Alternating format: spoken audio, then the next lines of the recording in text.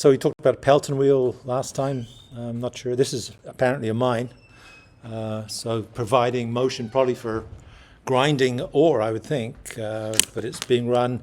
Actually, you can't see the water in this. I guess it is undershot. So there must be water shooting underneath here rather than the air Pelton wheel that we talked about. Same principle. A bunch of little cups that grab the water and turn linear kinetic energy into rotational kinetic energy, which can then be turned into something. In this day and age, I guess it would be electricity, right? Running a generator. So that's the basic idea. So no different from the little model Pelton wheel that we saw being driven by an air jet. And so what I plan to do today, we'll look at these things for a moment. We've seen them all, right? So these are not new to you at all. Is to go through some of the things we've talked about. And when we talked about conservation of mass, you'll remember we divided into three categories. Static, a pipe, moving control volumes, a jet engine, and moving and deforming, which was a balloon being released. And so we kind of have an analog to that in conservation of momentum, in that the jet lev, if you're static, is the pipe one, static, not moving. The jet engine one, moving, would be something like a Pelton wheel, or an analog to that, where you're trying to get energy from it. And the moving and non-steady, the deflating balloon, would be a bit like the gas cylinder from Mythbusters. And so those are the examples that we'll try and characterize today. So that's giving you a heads up on that. So we rushed through this one last time, but let's more leisurely look at it. I don't know whether 100 years, and legends of their destructive potential have been around for 99. But could a ruptured tank really burrow through a brick wall?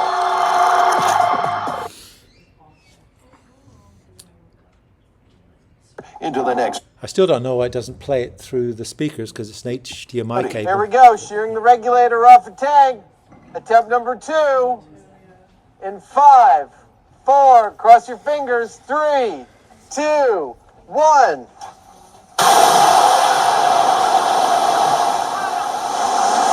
Yeah! That's the sound!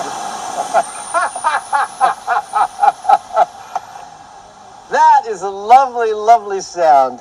The valve has sheared clean off, and that's a very good sign. It looks like the cylinder flew straight and true, but did it have enough thrust to crack the wall? Of course it did. Oh, God.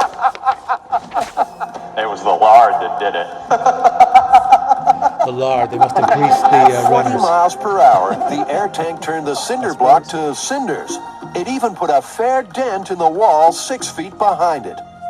Totally. way. I mean, it didn't go all the way through, but it went through this one and it was going. It's working its way through that one.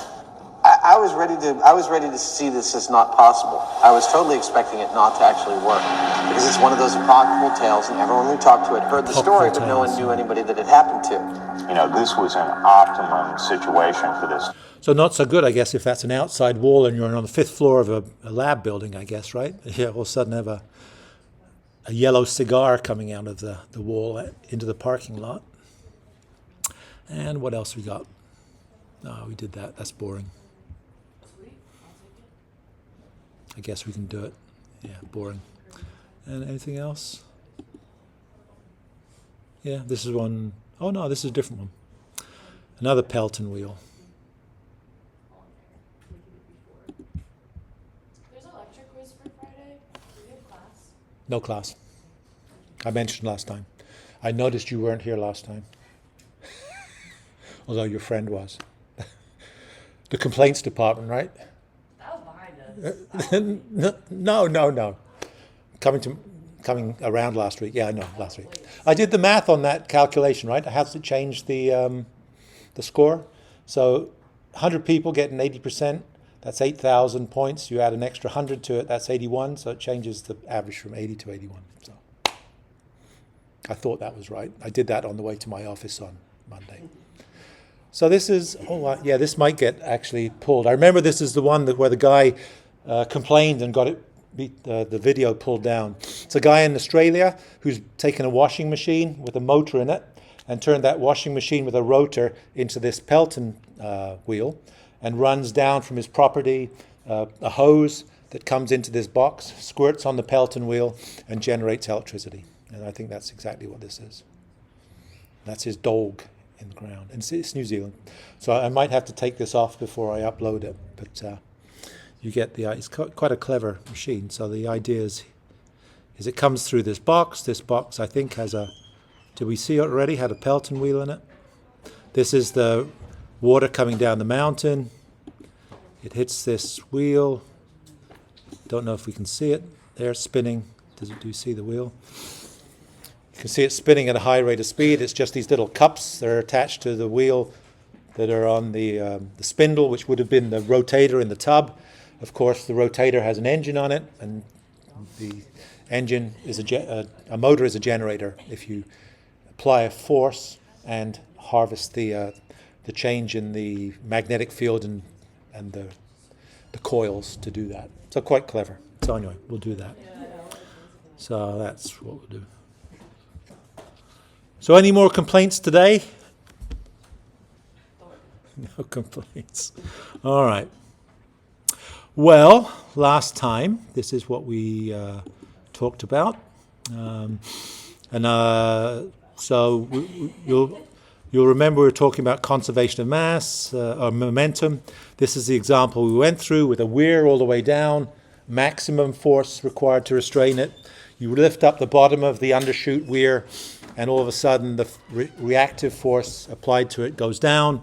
And so what we're doing is we're using Newton's second law, F equals ma, to derive an expression that is basically Bernoulli, but is actually more useful to us than Bernoulli because we can put forces into it and use it in that way. So today we did this last time. And so today, as I mentioned, we'll look at a vane, which is the Pelton wheel. We'll look at the jetpack, which is the whatever it's called. And we'll look at the decapitated cylinder. And as I mentioned before, they represent kind of the three classes of conservation problems we talked about in conservation of mass. Static, non-deforming volume is the pipe, which would be the jetpack. Moving, non-deforming is the jet engine, which is kind of the vane, and the moving, deforming, the balloon floating around is kind of the decapitated cylinder. So they have analogs. So we'll talk about each of those because they're a class of problem alone, and they allow us to be able to describe them in terms of conservation of momentum equations we've already talked about. So let's quickly review what we talked about last time to look at the one expression that we're going to use again and again. It's always useful to repeat this, I think. V1,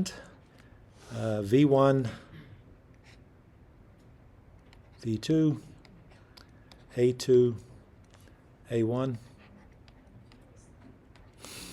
And what did we have?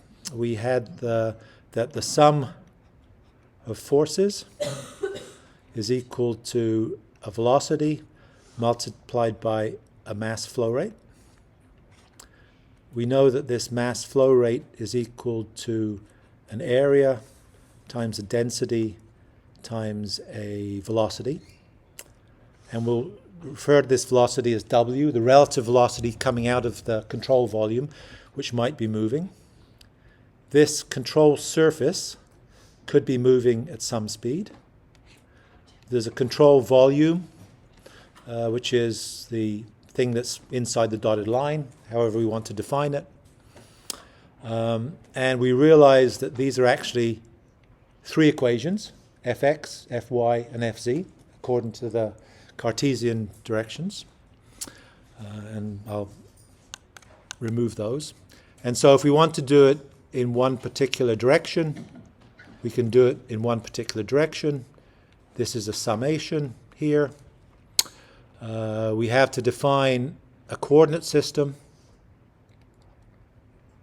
in x and y, z.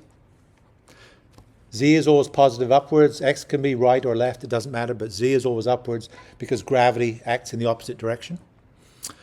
What else?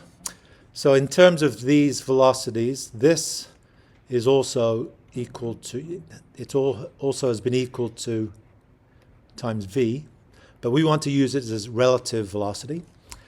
And if we're writing the mass balance equations, this mass balance, which is going to be in kilograms, so this is kilograms per meter cubed, this is meters squared, meters per second, so it's kilograms per second, this whole term.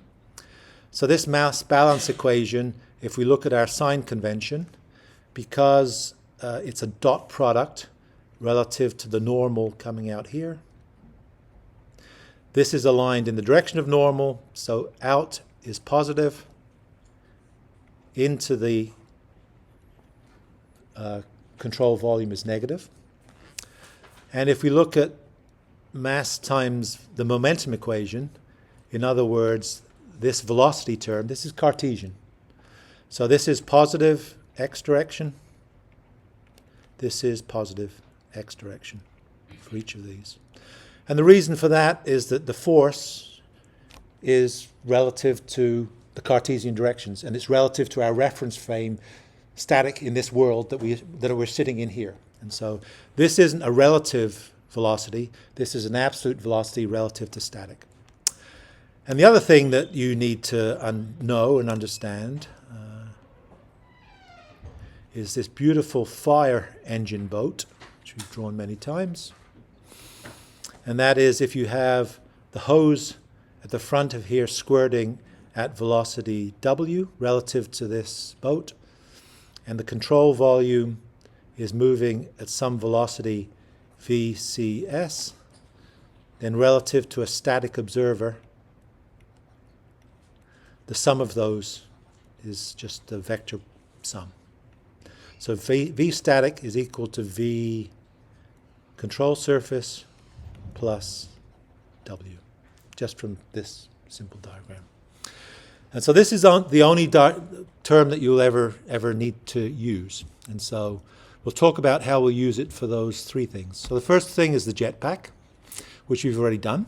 And so we'll try and rationalize exactly how we use that. So always a relative velocity, forget this in this term. Positive, and I guess the other things, in conservation of mass, we also mentioned that our sign convention was a change in density. So rho dot or v dot are both equal, are positive relative to time if they're increasing. And mass flow rates are positive if they're going out of the system. And this one is always positive if it's in the direction, Cartesian direction. So you'll see when we try doing a couple of questions. So we'll keep that at the top of the page. So one is the jetpack, JetLev, right?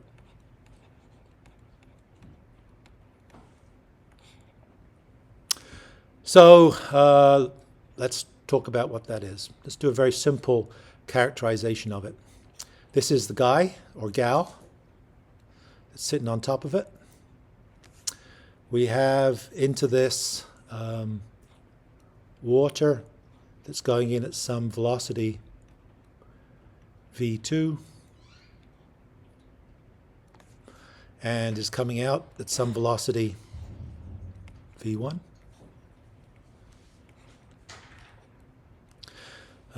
Has an area. Not that it matters for that. And we have a pressure that fluid is energized with, obviously. You remember it comes down to an umbilical and there's sits on the water, and this would be this would be P2. And this would be the pressure acting on here.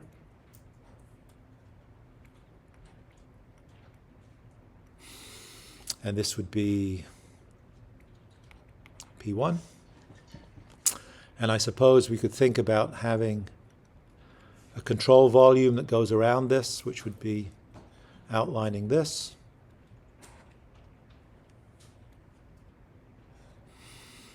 And we'd have the weight of the person. Oh, doing well with the colors.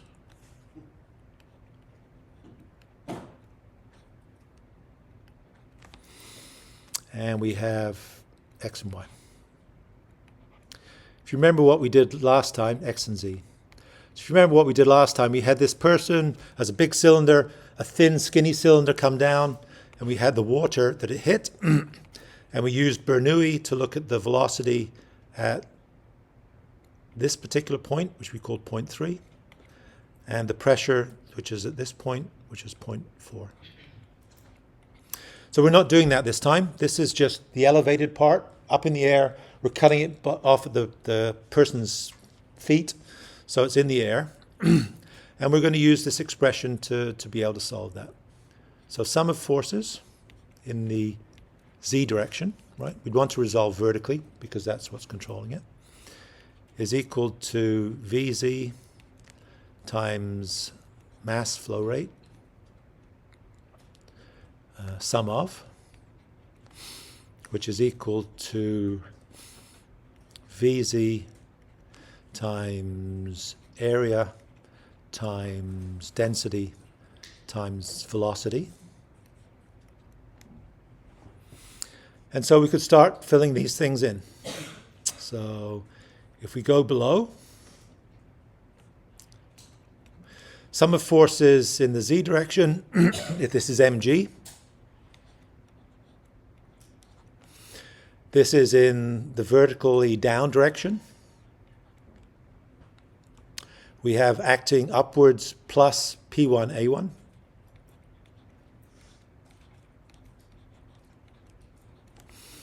And there's no component of P in the z direction. P2 in the z direction. So that's the terms that go in here. This is atmospheric, and so that's not unreasonable. What are the velocities? Well, the velocities we have here, we have a mass flow rate, which is going to be this term here. So it's going to be VZ1 multiplied by density times area 1. It's going to have a direction to it. It's acting downwards, so I guess this would be a minus sign. No, sorry. It's going out of the volume, so this would be a positive sign, right? This is always a mass flow rate, dot. So it's going out. Out is always positive, and it's multiplied by velocity in the one direction in the z. And this velocity is in the opposite direction from the Cartesian, so this is negative.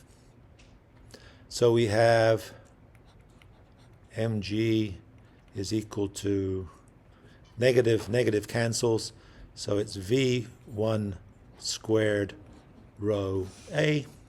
Typically we'd be interested in this. We were interested in it last time, so this would be mg divided by rho a1, right?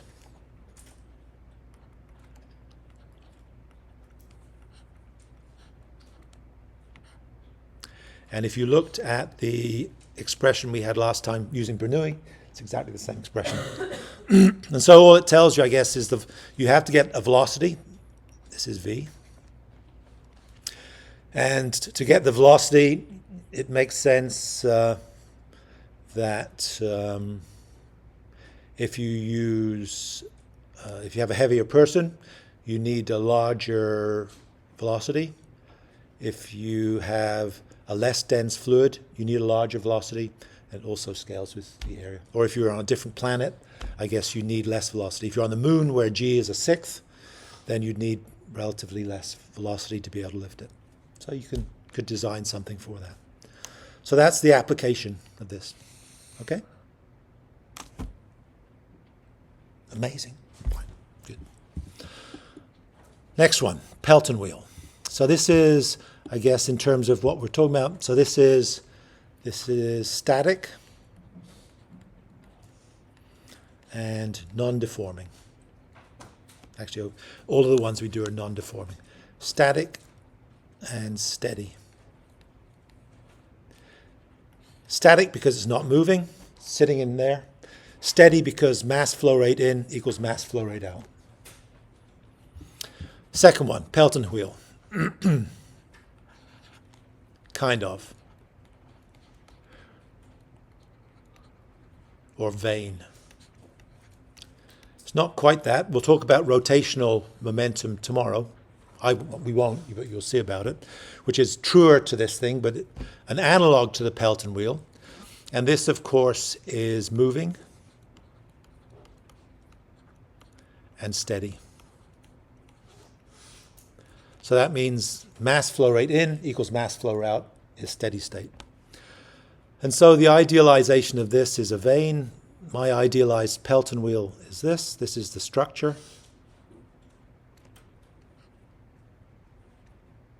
I guess I could pre-draw these, but that would take the fun out of it. Because I'm presuming that you're drawing these along with me.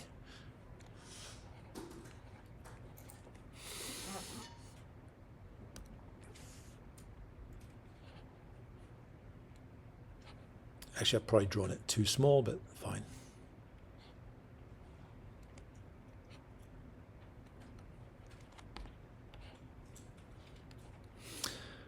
V1, A1, V2, A2. I won't VCS. Of course, VCS here was 0. VCS, you can draw it in any direction you want. It's useful to draw it in the positive coordinate directions, but it doesn't matter. And I guess you need a coordinate system. We need a coordinate system.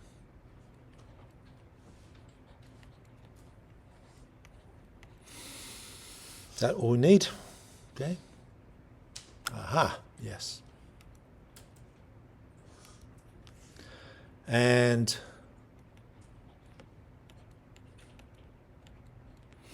it's in the negative x direction, but that you could imagine that would be the force you'd have to push against to stop it. So you could do it in either direction. It'll just change how your equations look out. What else do we need? I guess it would also be useful for me to draw this little, I'll do it in green since I did the other ones that way. This would be VCS. This would be W. Whoops.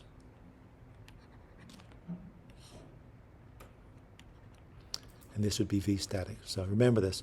So if you're standing on the quayside looking at the fireboat go past, you see the 1 meter jet coming out and the boat's moving at 1 meters. So if you track the bead of water at the front of that jet, it would be moving at 1 + 1 meters a second. That's all that is. So if we go back to our expression again. So what do we have? Conservation is going to be sum of forces. We're going to want to do it. I want to know what Fx is. So what's this? What force do I have to apply? Or if I don't apply a force, what's the steady velocity that will come from this? So we're going to resolve in the x direction. The expression that we use therefore is going to be this. Mass flow rate, which equals sum of Vx rho A W X, right? So what are these? Oh, I haven't drawn the pressures on them. This is issuing, it's in atmosphere, it's coming out of the atmosphere. So if you looked at the pressure, the jet as it comes out here at the sides, it has to be atmospheric because it's resting on it. And so pressure is the same in all directions. So you can surmise that the pressures acting against this are 0. So we don't have to put these P2s on. And so the one force we have acting is going to be minus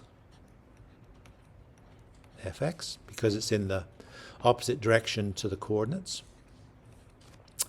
And so we're going to have to look at the other components. So this is going to be velocity 1 in the x direction multiplied by some sign multiplied by density times area 1 times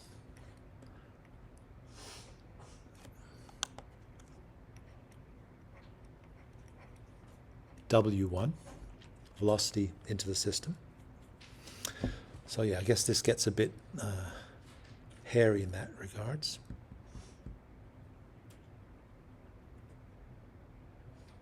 Yeah, okay, fine. Actually, let me not do that first.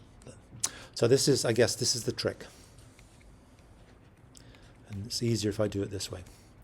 If we write out that expression, which is sum of velocity in the x direction times mass flow rate, I could also note that velocity static is equal to W plus VCS. This is just this expression here.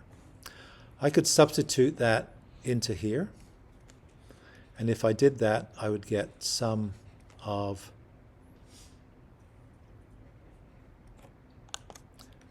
Wx plus VCS multiplied through by mass flow rate. And so I could then also write that as equal to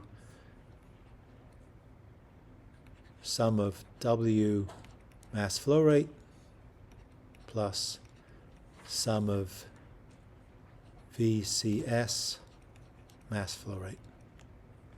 So I've just taken this and I've split this out. And the reason for doing that is that this, we know that if it's a steady problem, mass flow rate in equals mass flow rate out, which means that that's true. So if that's steady, that's the case. And VCS, if it's a non-deforming control volume, the velocity here has to be the same as the velocity here and here and here, because it's just translating laterally. And so this is just a constant. So constant times something that multiplies through to 0 is just going to be equal to 0. And so we can write this out as the sum of the forces in the x direction is equal to the sum of W times mass flow rate. And of course we can write this term here as W equals, seems counterproductive, VCS minus VS minus VCS, which is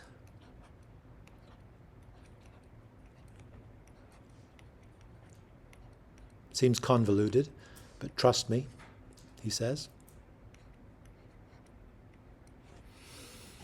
Mass flow rate.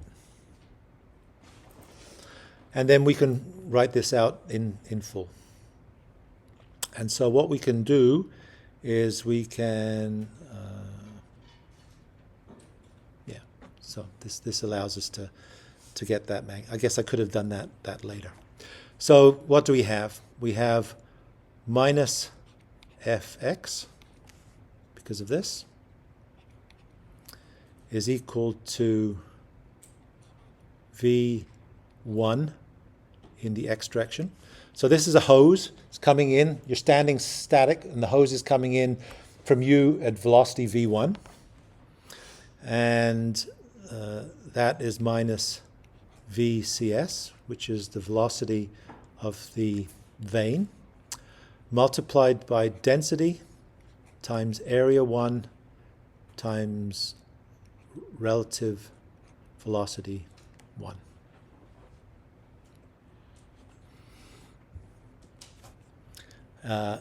Minus,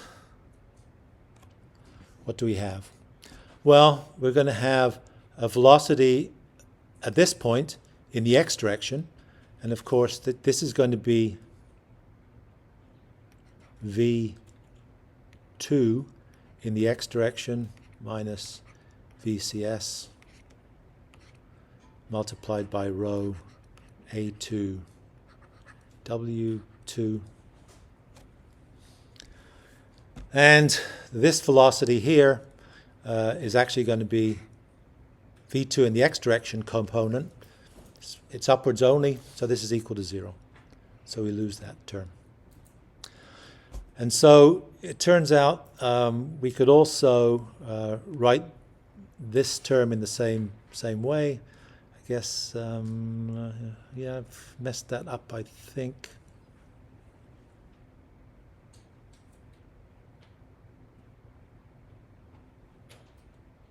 Yeah, okay. I guess we could also treat this as W2 in the x direction. So W2 in the x direction, we don't know what that velocity is because it might be moving, but we know it has to be only vertically. So the component in the x direction has to be 0. So this whole thing has to be 0. So that's better. So now we're left with minus fx is equal, seems kind of convoluted, is v1 in the x direction minus vcs. Actually, this is equal to the same as that. So this is actually rho times a1. This term here is this, which is this. So this is just squared. I probably could have done that better. But the final result is this.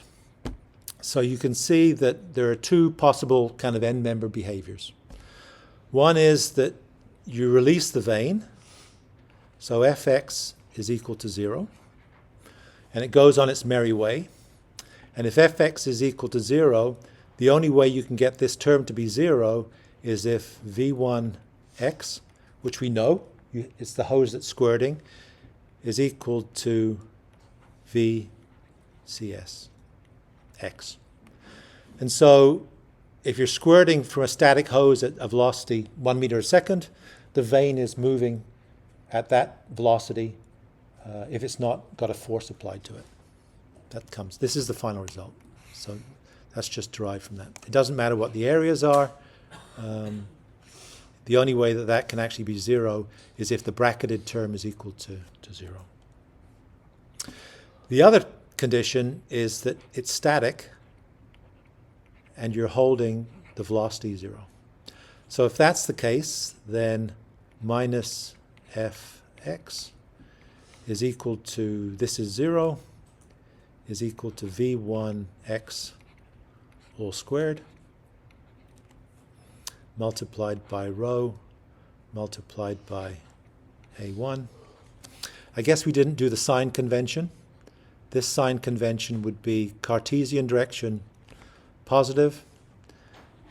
This sign convention would be that W1 is going into it, so I guess this would be negative. So this would be negative here. So in other words, in our sign convention, this would have a negative sign in front of it. And so cutting this off would make sense that this force is a maximum positive direction in the minus x direction in this configuration. So these are the two important standard results that come out of it.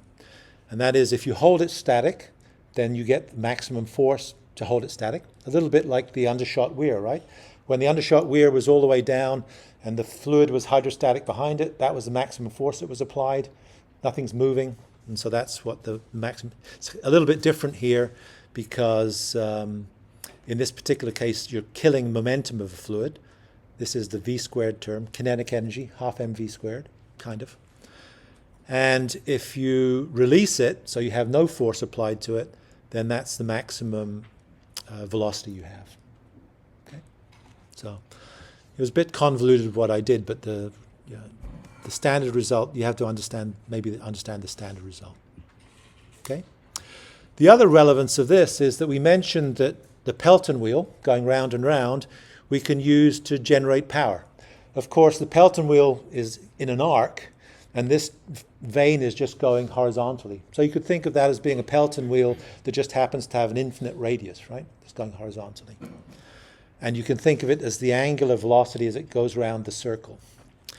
And so if you wanted to use this as a machine, then we need to realize that the reason for looking at these two end members is that if you look at the velocity of the control surface and you look at the force that's being applied, then when the velocity is 0, the force is a maximum.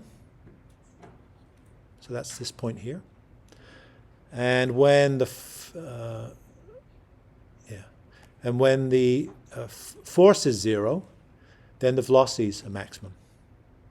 So those are 2 points that you have. And so it's not necessarily going to be linear between those, but it's going to be some curve between those. Let's take it as linear. If we also know that power is equal to force times velocity, right? This is watts. This is force times meters. This is newtons times meters per second. The top term is a joule. A joule per second is a watt. So this is power in watts. So if you look at this and you plot power versus velocity, you end up with a curious curve. This is power. And so power is the product of force times velocity. So force, at this velocity, the force is maximum, but its velocity is 0. So the power at this point is 0. You're just letting it, you're holding it static, and so you're pushing against it, but you're not doing any work because there's no motion involved. If you look at this point here, it's going at a maximum velocity, but it's not resisting a force, so also there's no work done. So this is also 0. If you look at the halfway point, you've got half a force and you've got half a velocity. And so I guess this would be half times a half times Fx VCS, roughly, if it's linear. And so it would look like this. And so this would be the maximum force. So that's the reason that we're doing this. So it's the jetpack, we got the same result as Bernoulli, so why should you bother with this? Well, the reason we can do it is because we can incorporate forces in this much more readily. And so for this, we know that in our vane, if we're holding it static, no velocity, so there's no work done. If we're allowing it to run freely, there's no force, so there's no work done. And we can calculate all the intermediate values between this just by using this expression to do it. Cool. I think it's cool. Anyway. Okay? Yeah. So if we wanted to like maximize the power, we would have to have our Fx would have to be that half value. So like in thinking about the wheel, the Coleman wheel, with the guy that had the water coming at it. It's the engine. It's the generator. It's a drag for the generator.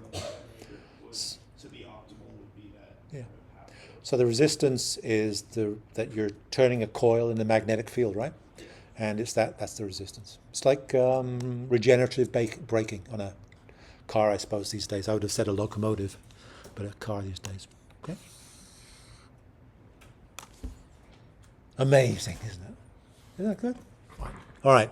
So 2 out of 3. We got some time. These would be good things to have. I know we just got through the first midterm. The second review is online as of yesterday. And today's page might be something you look at. There happens to be a linear momentum question. Okay. And that's not a threat. That's kind of a friendly piece of advice.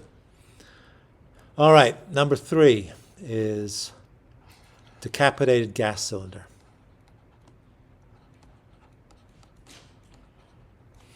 And so this is moving and unsteady.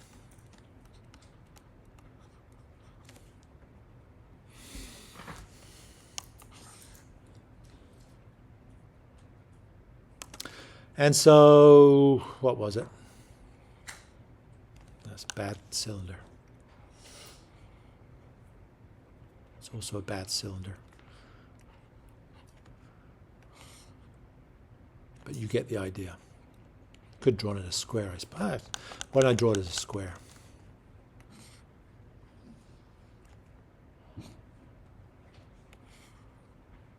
Not a square. So this is our cylinder.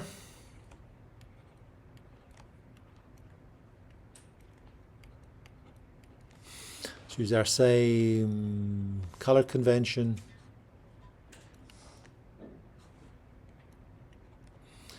V2 A2 P1 V1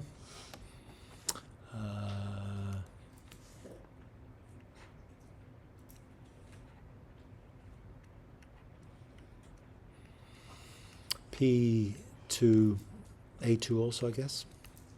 Same A. So steady means that the sum of the mass flow rates equals 0.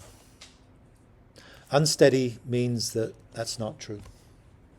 And you can kind of see that here because there's a velocity going out of it, but there's nothing going in. So there has to be a net mass flux out. So this has to be the case for this particular circumstance.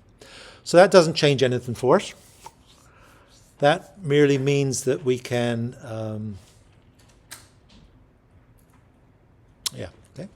we can use our same, let's do this as well. We need a coordinate system, X and Z. Let's have a force acting.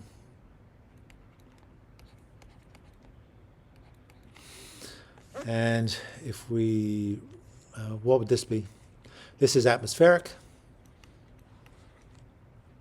This is not atmospheric. So I guess if we want to solve this, then we might want to solve Bernoulli. We want to know what V2 is. How do we do that?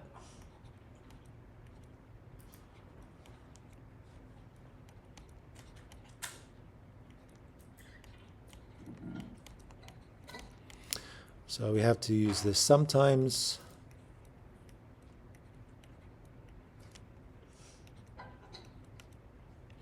Plus P2 over gamma, unit weight plus C2. They're on the same elevation, so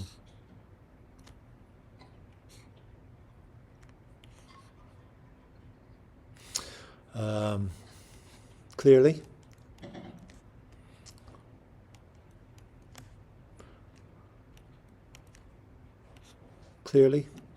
So if you're given P1, you would calculate V2. That's the trick here. So in other words, this you can get if you have this. You'd have to have this. So what do we do once so we have now V2. So sum of forces in the x direction is equal to the velocity in the x direction times mass flow rate, which is equal to velocity in the x direction times rho a w.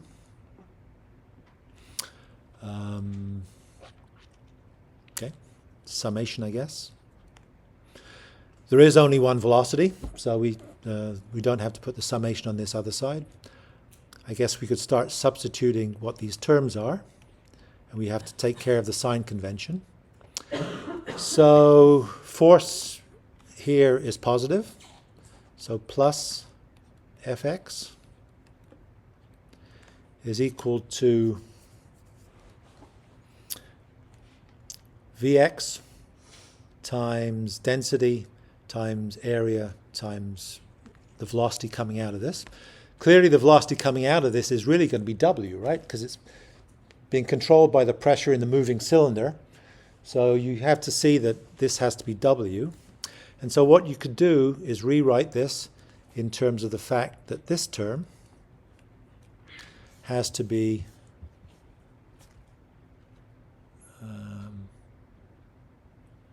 this. So this is W plus CS. So we can write this as whatever the sign is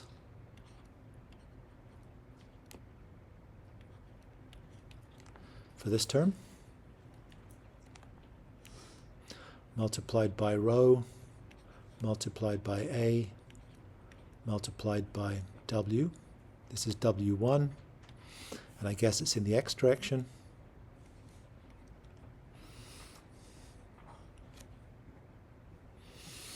And then what do we know? We know that V, this is synonymous with W. I guess this is not 1, is it? It's 2. We know that this has to be coming out, so out is positive. We know that this is in, even if it's 0, it's always going to be in the positive x direction. So this is going to be positive here. I guess we should probably attach it to there. And so this ends up being the force in the x direction is equal to W VCS rho A W2. Hopefully that's right. Yeah.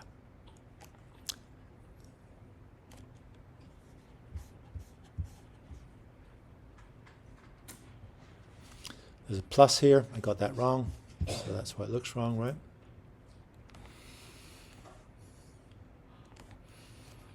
And so you have the same conditions.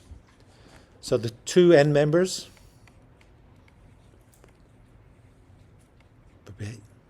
end member behaviors, fx equals 0. Then what happens? The only way this is finite, and it's given by Bernoulli, this is really equal to V2 up here. V2 equals W2, it's what's coming out. So the only way that this can be 0 is if W2 is equal to VCS. And so W2 is coming out at 1 meter a second. The cylinder's going 1 meter a second in the negative direction. I didn't draw this on. VCS. Yeah, VCS should be in the positive directions. And the opposite is that if VCS is equal to 0, then Fx equals W2 squared rho times A2. So those are the two end members. So those are the three classes of problems that you could imagine that are kind of important to us. And they fall in these three categories. Static, jet lev, not moving, and steady, because the water that's coming in is the same water going out. Moving, because it's a vane, but steady, because the amount of water coming out in is the same as it is going out. Sorry, that wasn't the finger. And moving and non-steady, because clearly it can't go on discharging forever, because it will lose pressure, and ultimately this will wane and go to zero velocity because it's not being replenished, and it doesn't satisfy this. And so they look slightly different, right? This is this, and this is this. So slightly different, but it's still a v squared term. But it still conforms to the same idea. If you wanted to link up this gas cylinder to do work, then the same applies as before. And so those are the three different forms that we could imagine there being. And this is about as simply as I can state it by working through them right like this. Okay? Yep. How is it for fx equals to 0 where W2 equals VCS? Where? On this page? Yeah, like gas cylinder. If fx equals to 0, why does W2 equals to VCS? Well, you're exactly right, aren't you? What should it equal? Is it equal to negative? Yeah.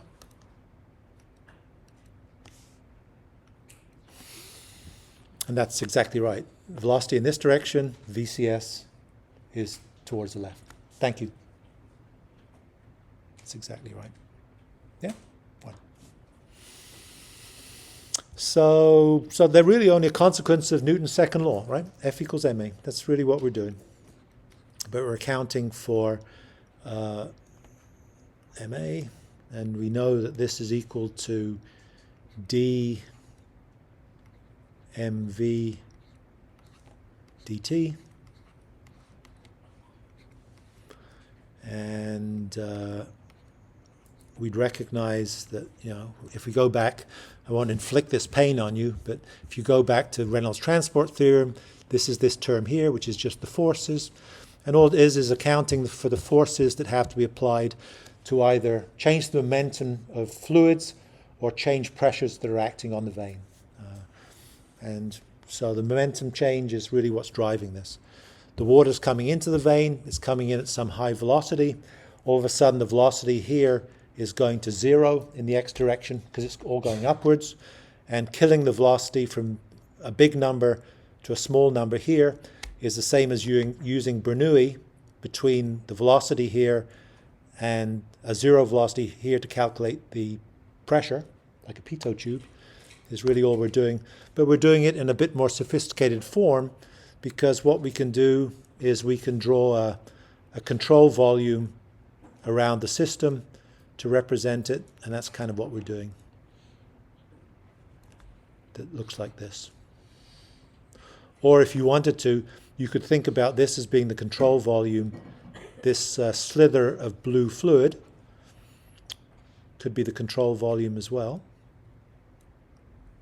If I go out here, and if you think of that as a control volume, that's kind of like a bent streamline, right? A stream tube between upstream and downstream is long linear.